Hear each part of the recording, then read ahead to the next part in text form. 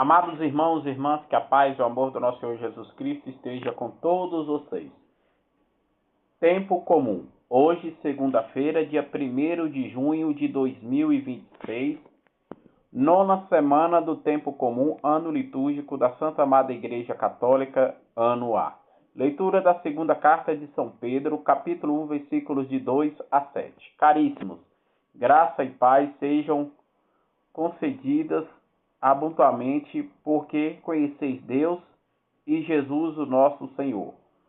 O seu divino poder nos deu tudo o que contribuiu para a vida e para a piedade, mediante o conhecimento daquele que, pela sua própria glória e virtude, nos chamou por meio de tudo isso e nos foram dados as preciosas promessas, as maiorias que, a fim de que vos torneis participante da natureza divina, depois de libertos da corrupção e da corruptência no mundo. Por isso mesmo, dedicai todo o esforço em juntar a vossa fé à virtude conhecimento, ao conhecimento autônomo da perfeição, perseverança e piedade e amor fraterno, e o amor fraterno, a caridade, palavra do Senhor, graças a Deus. Salmo responsorial, Salmo 90, versículos de 1 a 2, versículos 14 a 15b, versículos 15c a 16. Vós sois o meu Deus, no qual confio eternamente. Vós sois o meu Deus, no qual confio eternamente.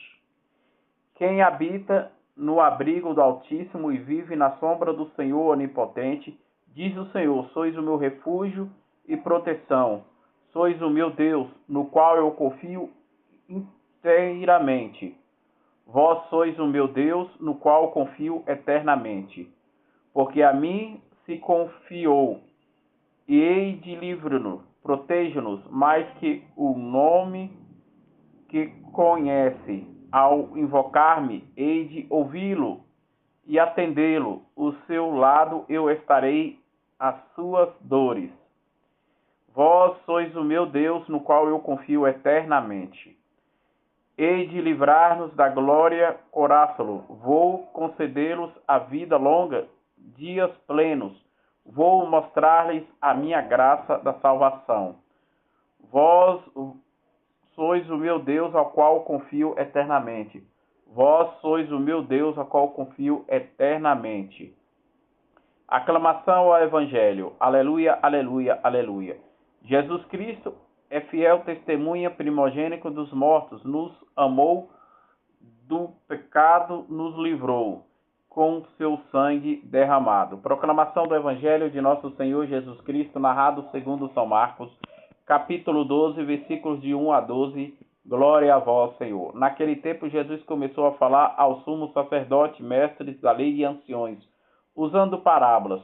O homem plantou a vinha, cercou e fez um largar, construiu uma torre de guarda e depois arrendou a vinha a alguns agricultores e viajou para longe.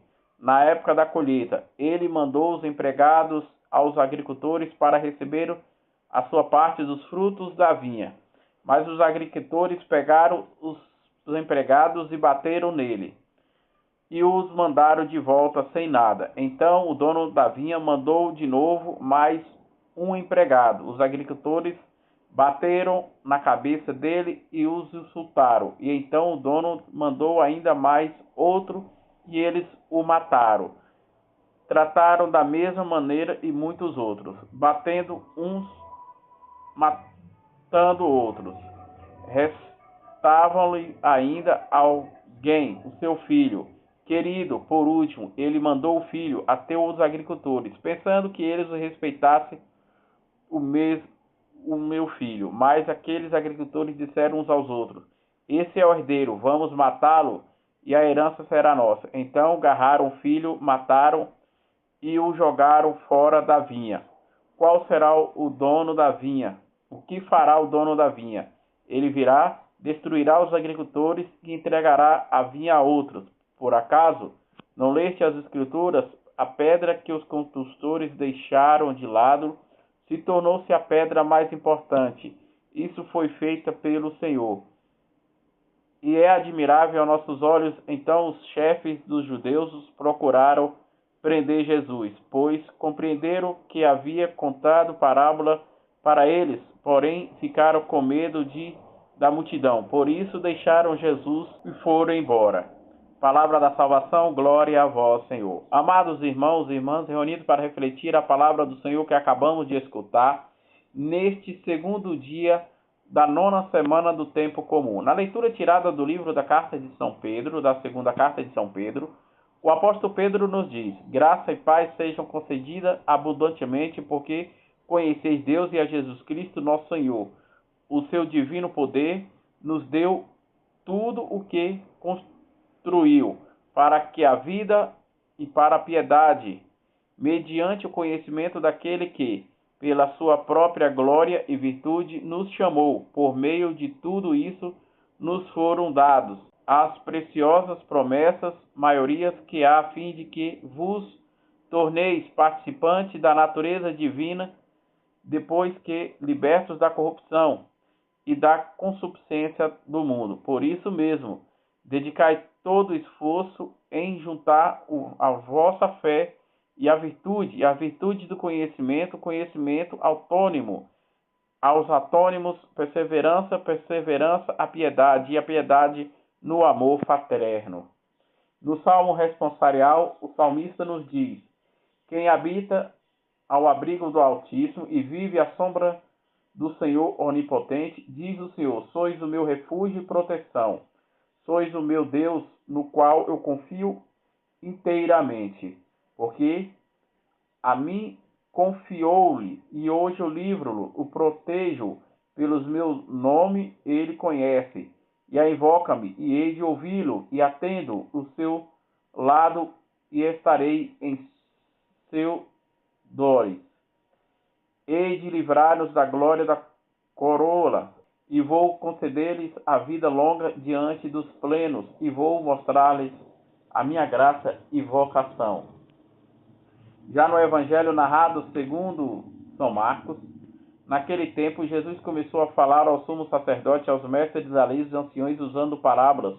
O homem plantou a vinha, cercou e fez um largar, e construiu uma torre guarda. Depois arrendou a vinha a alguns agricultores e viajou para longe. Na época da colheita, ele mandou os empregados aos agricultores para receber a parte dos frutos da vinha. Mas os agricultores pegaram os empregados e bateram neles e mandaram de volta sem nada. Então o dono da vinha mandou de novo mais um empregado. Os agricultores bateram na cabeça dele e os insultaram. Então o dono mandou ainda mais outro e eles o mataram.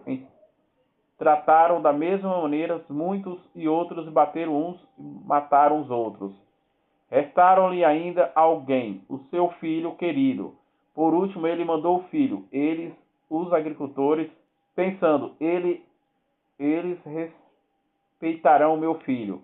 Mas aqueles agricultores disseram uns aos outros: este é o herdeiro, vamos matá-lo e a herança será nossa. Então agarraram o filho e o mataram e o jogaram fora da vinha. O que fará o dono da vinha? Ele virá e destruirá os agricultores e entregará a vinha a outros. Por acaso não lestes nas Escrituras: a pedra que os construtores deixaram de lado se tornou-se a pedra mais importante. Isso foi feito pelo Senhor.